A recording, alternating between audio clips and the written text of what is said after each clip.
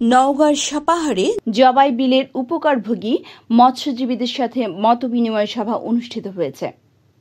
শনিবার দুপুর জবাই বিলের পাহাড়ি পুকুরে এই মতবিনিময় সভা অনুষ্ঠিত হয়।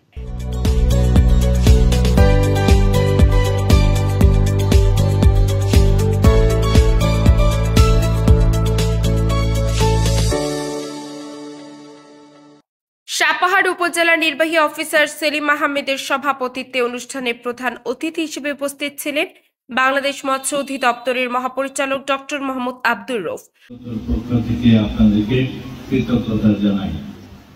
অনুষ্ঠানে স্বাগত বক্তব্য রাখেন জেলা মৎস্য কর্মকর্তা ফেরদৌস আলী। অনুষ্ঠানে বক্তারা বলেন, জবাই বিলের মৎস্য চাষীদের জীবনমান উন্নয়ন ও বিলের প্রাকৃতিক পরিবেশ রক্ষায় সবাইকে এগিয়ে আসতে হবে।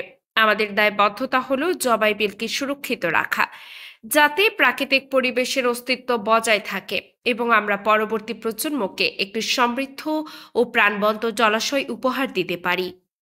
বিলে যাতে সারা বছর পানি থাকে এই ব্যাপারে প্রয়োজনীয় ব্যবস্থা গ্রহণ ও বিলের অবকাঠামোগত উন্নয়ন করার তাগিদ দেন বক্তারা।